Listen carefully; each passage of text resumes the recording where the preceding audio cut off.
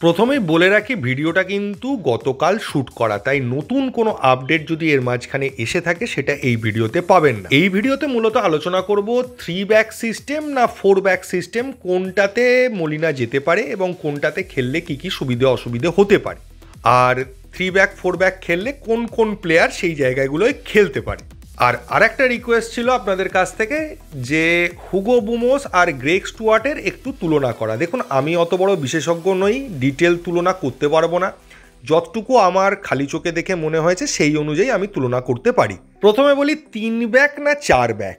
Actually 3 back বা 4 ব্যাকের ব্যাপারটা নয়, 3 ব্যাক তো কখনোই নয়। 3 ব্যাকের জায়গাটা যেরকম হতে পারে সেটা অ্যাকচুয়ালি 5 ব্যাক, মানে 5-3-2-এ আমরা যেতে পারি, সেক্ষেত্রে ডিফেন্স কিছুটা মজবুত হতে পারে। এবার 5-3-2 গেলে কীরকম হবে? 5-3-2 গেলে যেটা হবে, 3 ব্যাক সিস্টেম তো রয়েছেই, সেক্ষেত্রে আমরা মাঝখানে টম অ্যালড্রেটকে ইউজ করতে পারি, একদিকে দীপেন্দুকে ইউজ করতে পারি এবং আরেকদিকে দীপক টাংরিকে ইউজ করতে পারি।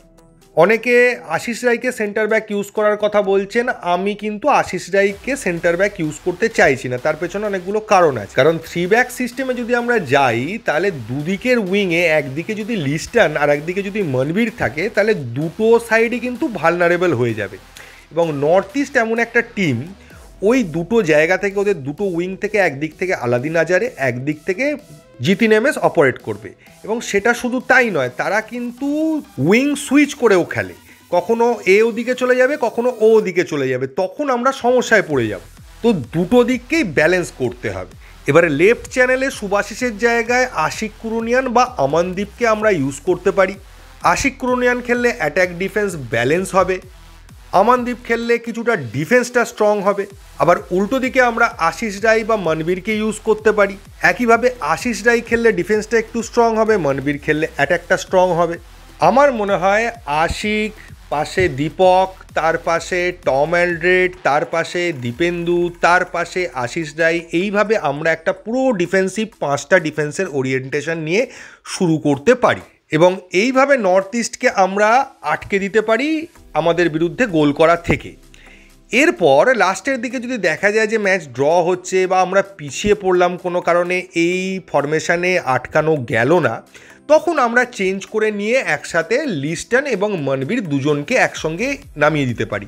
সেক্ষেত্রে 3 ব্যাক হয়ে যাবে এবং অ্যাটাকে জোর হবে এবং খেলা ঘোরানোর একটা সম্ভাবনা থাকবে। কিন্তু আপনি প্রথমেই পুরো অ্যাটাকিং চলে গেলেন আর গোল খেয়ে গেলেন, তারপর রিকভার করার জায়গাটা কিন্তু অনেকটা কমে যাবে। তাই প্রথমে ডিফেন্সিভ খেলে তারপর অ্যাটাকে গেলে আমার মনে হয় কিছুটা বেটার হতে পারে। এবং 5-3-2 খেললে যেটা হবে, হয়তো আমাদের উইংয়ের অ্যাটাকগুলো মনবীর লিস্টন খেললে যতটা মানে দেখা যায়, অ্যাটাকটা যত ফ্রিকোয়েন্টলি দেখা যায় সেটা হয়তো কমে যাবে, এটা স্বাভাবিক। কিন্তু আবার উইং ছাড়া মিডল থার্ড দিয়ে আমাদের অ্যাটাকটা বেড়ে যেতে পারে। কারণ 5-3-2 খেললে মাঝখানে যে 3 পজিশন, সেখানে আপুইয়া থাপা দুজনকে আমরা রাখলাম, তার সঙ্গে আমরা গ্রেগ স্টুয়ার্টকে অ্যাড করতে পারি এবং সামনে ম্যাকলারেন বা কামিংসের সাথে দিমিকে আমরা জুড়ে দিতে পারি। তাহলে মাঝখান দিয়ে আমরা অনেক বেশি পেনিট্রেশন করতে পারবো সেক্ষেত্রে। এবার যদি দেখা যায় সেক্ষেত্রে আমাদের গোল আসছে না বা মাঝখান দিয়ে অ্যাটাক সেভাবে হচ্ছে না, তখন থাপার জায়গায় আমরা সাহালকে ইউজ করতে পারি, তাহলে মাঝখানটা আরও বেশি পেনিট্রেটিং হয়ে যাবে। আর নর্থ ইস্টের কাট সমস্যার জন্য বিম আমেরের মতো প্লেয়ার থাকছে না, ফলে যত যাই হোক না কেন ওদের মিডল থার্ড বা মিডফিল্ডে একটা দুর্বলতা দেখা যেতে পারে এবং সেই দুর্বলতাটার যদি আমরা ফায়দা তুলতে চাই তাহলে আমাদের মিডফিল্ডটাকে আরও বেশি অ্যাটাকিং করতে হবে এবং আরও বেশি কম্প্যাক্ট করতে হবে। সেই জন্যই আমি 5-3-2 কথাটা বললাম, বা 3-5-2 যেটাই বলবেন। আর যদি আমরা 4 ব্যাকে যাই তাহলে আমাদের সেরকম কোনো এক্সপেরিমেন্ট করার দরকার নেই। নর্মাল যে ফরমেশন রয়েছে সেখানে অ্যালবার্টোর জায়গায় দীপেন্দুকে ইউজ করা হলো, কারণ প্রপার সেন্টার ব্যাক ওই একমাত্র। ডান দিকে সমস্যা নেই, আশিস রায় রয়েছে, কোনো প্রবলেম হবে না। বাঁ দিকে আমাদের কাছে দুটো অপশান রয়েছে, আশিক কুরুনিয়ানের এক্সপিরিয়েন্সের সঙ্গে যাওয়া অথবা আমানদীপ সিংয়ের ডিফেন্সিভ এবিলিটির দিকে যাওয়া। আমানদীপের অভিজ্ঞতার তো অভাব রয়েছে, তার সঙ্গে ওর খেলার প্রবলেম হচ্ছে আগের দীপক টাংরি, এখন যে দীপক টাংরিকে দেখা যাচ্ছে না, কিছুটা আগের দীপক টাংরির মতো ট্যাকেলিংয়ের টেন্ডেন্সি ওর মধ্যে রয়েছে। ফলে ও ইয়েলো কার্ড কেন, ডাইরেক্ট রেড কার্ডও খেতে পারে, সেই রকম ভয়ঙ্কর ভয়ঙ্কর ট্যাকেলও করে। ওর খেলাটা রাফ অ্যান্ড টাফ। এবার মাঝখানে যে সামনে ব্লকার রয়েছে দুজন, একজন সিডিএম একজন সিএম, সেখানে আমরা দীপক টাংরি আপুইয়াকে ইউজ করতে পারি, আপুইয়া থাপাকে ইউজ করতে পারি, আপুইয়া সাহালকে ইউজ করতে পারি, এরকম অনেকগুলো কম্বিনেশন রয়েছে। তবে আমরা যদি গ্রেগ স্টুয়ার্টকে পেছন থেকে ইউজ করতে পারি, মানে একসঙ্গে 4টে বিদেশিকে যেভাবে খেলানো হয় সেইভাবে যদি আমরা খেলাতে যাই এই টিমটার মধ্যে 4 ব্যাক সিস্টেমের মধ্যে, তাহলে কিন্তু আপুইয়াকে লাগবেই। তখন দীপক টাংরিকে দিয়ে হবে না, কারণ দীপক টাংরি বল স্ন্যাচ করে সামনের দিকে একদম অ্যাটাকিং মিডফিল্ডার পর্যন্ত বল বাড়িয়ে দেওয়ার ক্ষেত্রে একটু হলেও সমস্যা রয়েছে। যদিও এখন দীপক অনেক ভালো খেলছে, আগের বারের থেকে ওরা অনেক ক্রিয়েটিভ প্লে দেখা যাচ্ছে, তাও আমি বলবো এখনও কিন্তু কিছু সমস্যা রয়েছে। তো গ্রেগ খেললে পাশে আপুইয়াকে খেলতে হবে। আমি থাপার কথাও বলতে পারতাম, কিন্তু আপুইয়ার ডিফেন্সিভ এবিলিটি বা আপুইয়ার স্ন্যাচিং ক্যাপাসিটি থাপার থেকে বেশি। থাপার আবার ক্রিয়েটিভিটি অনেক বেশি, ফলে গ্রেগ স্টুয়ার্ট সেই ক্রিয়েটিভিটির জায়গাটাকে ফুলফিল করতে পারে। কিন্তু গ্রেগ স্টুয়ার্ট পার্টিকুলার রোলে যেরকম খেলবে আর ফ্রি খেলতে দিলে গ্রেগ স্টুয়ার্ট যেরকম খেলবে, সেই দুটোর মধ্যে কিন্তু একটা পার্থক্য থাকবে। এবার গ্রেগ স্টুয়ার্ট যদি মাঝখানে খেলে তখন কিন্তু দিমিত্রিকে ফ্রি রোলটা দেওয়া যেতে পারে, এবং দিমিত্রি ফ্রি রোল পেলে অনেকটাই বেটার খেলে, আগের বছরের মতো দিমিত্রি খেলতে পারে এবং দিমি ওখান থেকে গোলও করতে পারে। অথবা পেছনে যদি আশিক কুরুনিয়ান থাকে, সেক্ষেত্রে আমরা লিস্টনকে কম্প্রোমাইজ করতে পারি, কিন্তু লিস্টন কম্প্রোমাইজ করা মানে কিন্তু অ্যাটাক অনেকটা কমে যাবে। তবে উল্টো দিকে আবার মনবীরের জায়গায় যদি আমরা সাহালকে খেলাই, সেক্ষেত্রে কিছুটা হেল্প পেতে পারি, এবং সেক্ষেত্রে মনবীরের দিক থেকে অ্যাটাকটা আবার কমে যাবে। তাও আশিস রাই কিছুটা দৌড়বে, দৌড়ে 2-1টা ক্রস তুলবে, সেটা তাও দেখা যেতে পারে। কিন্তু এদিকে লিস্টন না খেললে অ্যাটাকের ফ্রিকোয়েন্সিটা অনেকটাই কমে যাবে। কিন্তু মাঝখানে সাহাল খেললে আবার মাঝখানের অ্যাটাকিং এবিলিটিটা অনেক বেড়ে যাবে, পেনিট্রেশনের ক্ষমতা অনেকটা বেড়ে যাবে। তো এই রকম অনেকগুলো অপশান রয়েছে আমাদের ইউজ করার মতো, কিন্তু আলটিমেটলি মলিনা ডিসাইড করবেন যে তিনি কোনটাতে যাবেন, এবং একটা কাজ না করলে অল্টারনেটিভ করতে পারেন। তবে একই ম্যাচের মধ্যে 3 ব্যাক 4 ব্যাক দুটো একসঙ্গে খেলাতে পারবেন বলে আমার মনে হচ্ছে না। আপনারা কমেন্টে আপনাদের মতামত জানাবেন। এবার চলে আসি হুগো বুমোস আর গ্রেগ স্টুয়ার্ট, তাদের মধ্যে বেসিক ডিফারেন্সের জায়গাটা কোথায়? দুজনেই অ্যাটাকিং মিডফিল্ডার, দুজনেই অ্যাটাক তৈরিতে মেন ভূমিকা নেয়, কিন্তু